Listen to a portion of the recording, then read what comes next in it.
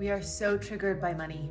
Our capitalistic culture puts so much meaning around money. So we hear about someone else having more money than we do, and we feel triggered and we feel like we should have more, we're not doing enough. We create these stories of like, well, if that person has more money, then they must have done something corrupt to get it. Or if that person has less money and you have more money than them, well, then, you deserve it. And like that person should have worked harder or done more. And I say this with compassion because I feel like we are all really taught to center money in our lives to the point where it takes on so much meaning. But we're also taught to never talk about it. It feels like the massive pressure that women have to look a certain way, to spend their time and their money and their efforts on it, but to pretend like they don't notice or they don't care about it or, oh, that's not something that they're focused on. It's the same, like don't talk about it, but focus on it with all of your energy.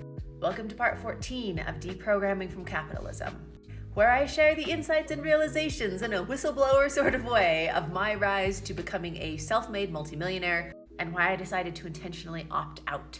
Here's something that I see a lot of shaming around, is if rich people talk about their problems. We call them first world problems and we say things like, oh, cry all the way to the bank. The reality is that you can have problems and be miserable no matter how much or how little money that you have.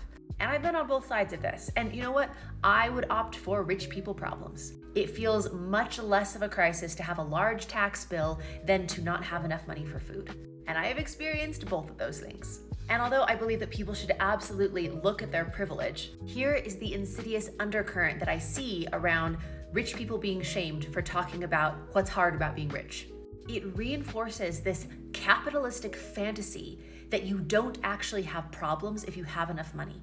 And I feel like it reinforces all of us just focusing on money and centering it so much because we have this meaning of like, if we just had enough of it, our problems would go away. And that's why I'm committed to just being super open and honest and talking about this, because I feel like it's ethical to look at the reality of wealth and capitalism and our reward for making more money, rather than this fantasy of like, if you just do enough and make enough, you won't have any problems.